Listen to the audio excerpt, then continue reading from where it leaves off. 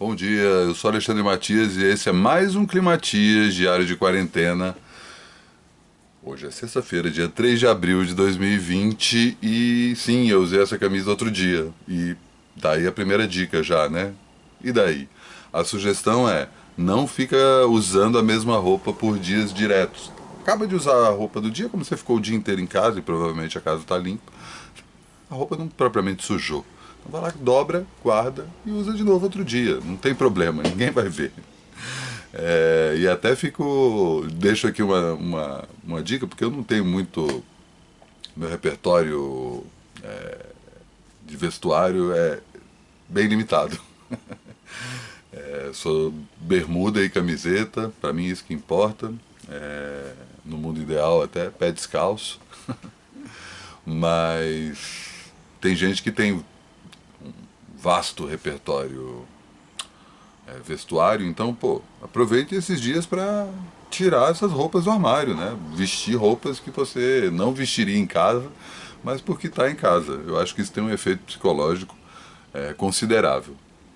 E também ia dar uma primeira dica aqui, né? Normalmente eu dou dicas de coisas do que fazer. Eu vou sugerir uma coisa para não fazer, né? Aproveitar esse período indefinido para largar um hábito, parar de fazer alguma coisa que normalmente você faz. E aí, normalmente, você sabe o que é isso.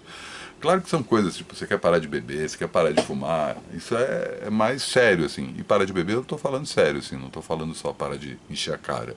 Né? Acho que a abstinência do álcool é uma realidade, parar de comer carne, sabe? Eu acho que dá pra são questões que são vícios, né? E aí não é simplesmente uma coisa de vontade, a vontade é super importante nessa hora, mas tem uma química no corpo ali que acaba te deixando mais tenso, né? Eu felizmente consegui parar de fumar, agora eu tô 100% sem beber durante essa quarentena. Tava bebendo só quando eu discotecava, tinha parado bastante, mas tem outras coisas menores, tipo, eu tenho tentado parar de roer unha, eu tenho esse péssimo hábito, mais que roer unha é ficar cutucando, saca? Tô tentando parar, saca? E pensa nisso, assim, o que é um hábito que à medida que você está em casa fazendo atividades repetitivas, você vai saber que uma pequena coisa que você fala assim, cara, não acredito que eu ainda continuo fazendo isso. Então vai lá, tenta parar. Vamos falar de música? Sandinista do Clash. Que disco, cara, que disco. Eu até arrepio saber que eu tenho esse disco em vinil. Lembro quando eu ouvi a primeira vez em fita cassete, era uma fita 90 minutos, né, pra quem não é dessa época. E era é um disco triplo, né? Acho que é o primeiro disco triplo de impacto, né? Você pode falar assim, o disco triplo. Né? Três inícios.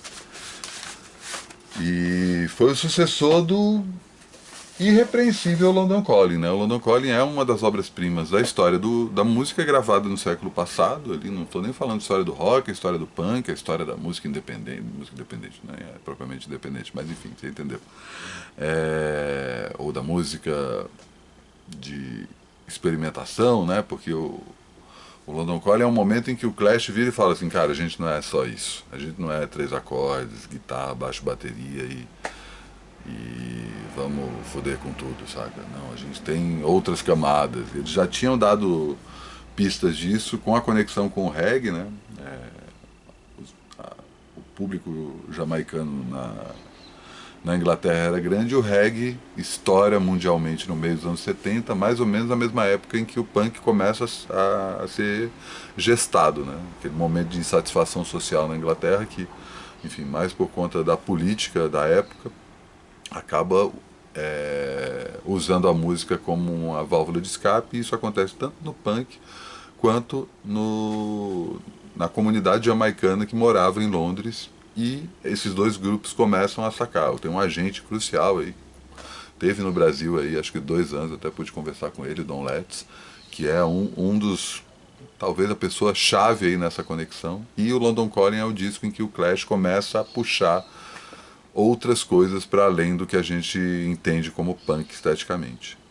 O Sandinista é um passo ainda mais ousado. Essa ousadia acaba sendo traduzida por uma espécie de falta de foco. como se a banda quisesse fazer um disco triplo só por fazer. O London Calling já era um salto, porque era um disco duplo, e um disco duplo de uma banda punk, né? Você pensar que os discos do Ramones têm menos de meia hora, e de uma hora para outra tem uma banda com 19 músicas num disco, né? Enfim, o Wire também colocou isso num disco, mas era um disco simples, né? Outro dia eu falo aqui do Wire. Mas no Sandinista eles vão além ainda e tem algumas das melhores músicas do Clash, tem algumas das melhores sequências de música dessa época. É um disco que, pra mim, envelhece muito bem. É um disco que, ouvindo hoje, não 2020 que eu não escutei, né? Inclusive está na lista de audição para hoje.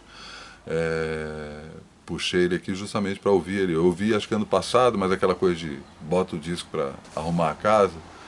Hoje eu vou escutar de fato, que também é uma dica legal, né? Ouvir música prestando atenção na música, sem ficar fazendo outra coisa. E eles vão pro dub, eles vão pra colagem sonora, enfim, tem músicas punk clássicas, né? Police on My Back, mas cara, puta, Lightning Strikes, mas Let's Go Crazy, mas aí tem umas coisas tipo Hitville UK, One More Time e One More Dub na sequência. One More Time é uma das melhores músicas do mundo. E é claro que essas coisas de melhores, né? Eu até vou falar um pouco mais disso mais pra frente. É o momento que você tá sentindo, né? Tava vendo o filme do Kleber Mendonça Filho, que ele disponibilizou gratuitamente aí durante a quarentena, o Crítico. Tem várias falas que tem, alguém cita, quem que é, hein? Não sei se é o que, Slovski, alguém tinha sido o presidente do júri de Cannes num determinado ano que fala assim, cara, 6 horas depois eu já não gosto desse filme. Eu até comentei isso aqui. Mas o Sandinista, pra mim, é mais ou menos como o KJ teve em relação ao OK Computer do Radiohead. É um disco completamente inusitado, inesperado, e um disco com camadas e camadas de interpretação, e quanto mais você escuta, mais o disco se abre. Fica aí como essa primeira dica para hoje. A outra dica é esse livro, Cartas Extraordinárias. O cara chama Sean Osher, o organizador disso, e ele na verdade é autor de um blog que chama Letters of Note, é isso? Deixa eu ver aqui certinho. Perdão, cadê? Letters of Note, é um blog em que ele começou a vasculhar cartas, correspondências de pessoas famosas que já tinham sido publicadas em biografias, ou estavam em museu, ou estavam no site. Ele começa a compilar cartas que falam muito sobre o momento em que a carta é escrita, sobre a pessoa que está escrevendo a carta e sobre a pessoa para quem a carta está sendo escrita. E aí são cartas de... Vou mostrar aqui, porque o livro, além de trazer as traduções da capa, também mostra as próprias cartas. E o blog era isso, né? Era muito mostrar a caligrafia, o papel que é escrito, sabe? São cartas que... Cartas em sua... Todas as cartas são físicas, né? Todas elas têm a versão original. E... Sei lá, a gente como os irmãos Crick, né? Que descobrem a hélice do DNA. Tem cartas do Mark Twain, do Jack Stripador, do Fidel, do Steve Martin, do Raymond Chandler, Kurt Vonnegut, saca?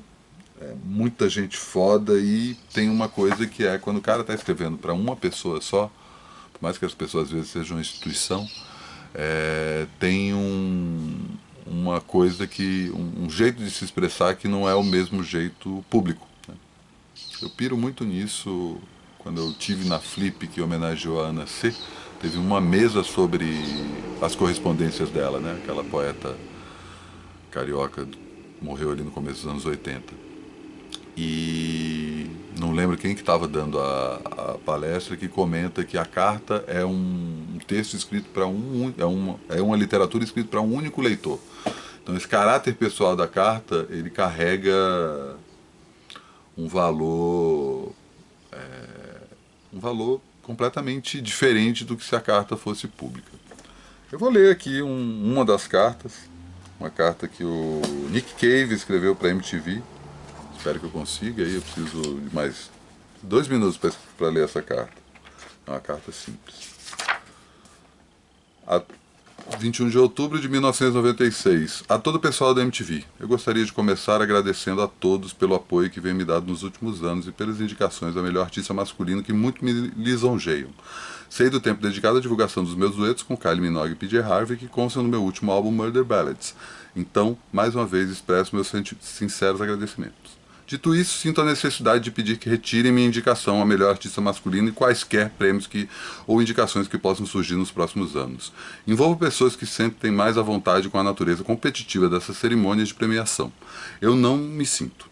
Sempre achei que minha música é única e individual e está além dos territórios habitados por aqueles que reduzem coisas a meras avaliações. Não estou competindo com ninguém.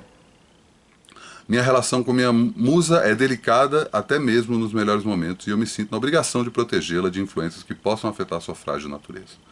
Ela vem a mim com a dádiva da canção e, em troca, eu a trato com o respeito que ela merece. Nesse caso, isso significa não submetê-la às indignidades do julgamento e da competição. Minha música não é um cavalo e eu não estou em nenhum páreo. E se ela fosse um cavalo, eu não me atrelaria a essa carreta da guilhotina, essa carreta ensanguentada, com sua carga de cabeças cortadas e prêmios reluzentes.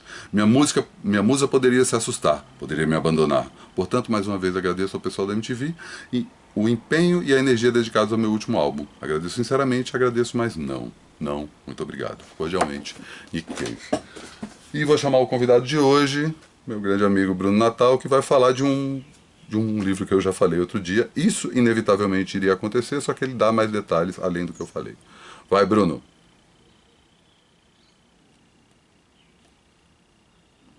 Eu sou o Bruno Natal, sou apresentador do podcast Resumido, fui sócio do Matias no portal O Esquema, tenho um blog chamado Urb.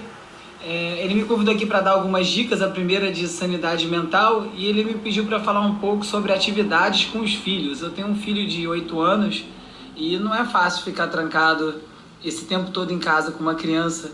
E eu acho que uma coisa muito legal para fazer é aproveitar esse tempo para engajar em brincadeiras com seus filhos ou a criança que estiver em casa, longe das telas. Jogos de tabuleiro, fazer experiências. No YouTube tem um monte de experiências para fazer com ingrediente caseiro.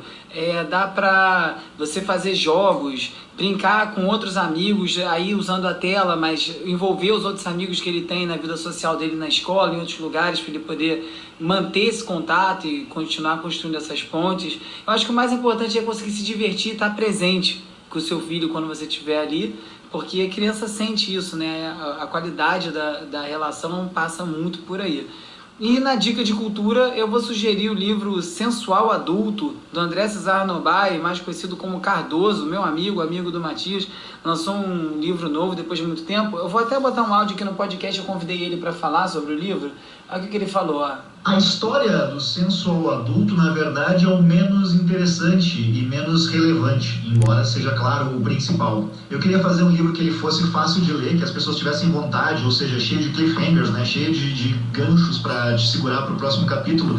Mas, na verdade, é um livro muito arriscado esteticamente, porque eu resolvi criar uns personagens muito escrotos e carregar muito na tinta da escrotice e da maldade e da bizarrice, para que depois isso fosse revertido pela própria narrativa. Se deu certo, não sei. Leia até o fim e saberás. Tá aí a dica do Cardoso explicando o próprio livro. Eu tô mais ou menos na metade, tô gostando muito. É bem desse jeito que ele escreveu mesmo. Tem uma galera bem escrota ali entre os personagens. Então é isso. Quem quiser conferir, saber mais coisas sobre o meu trabalho, tem o site www.resumido.cc, @urb no Twitter, @urb no Instagram e @resumido.podcast no Instagram. Valeu, Matias. Abraço. Valeu, Bruno. Deu certo. Achei que não fosse dar o tempo, mas deu. Ainda tá sobrando. Maravilha. É isso aí, galera. Encerrando mais um Climatias. Hoje é sexta-feira, amanhã é sábado, dia mais introspectivo, menos dicas, sem convidado e falar um pouco mais extenso. E me acompanhem aí, vamos passar por essa numa boa, certo? Bom dia e até amanhã.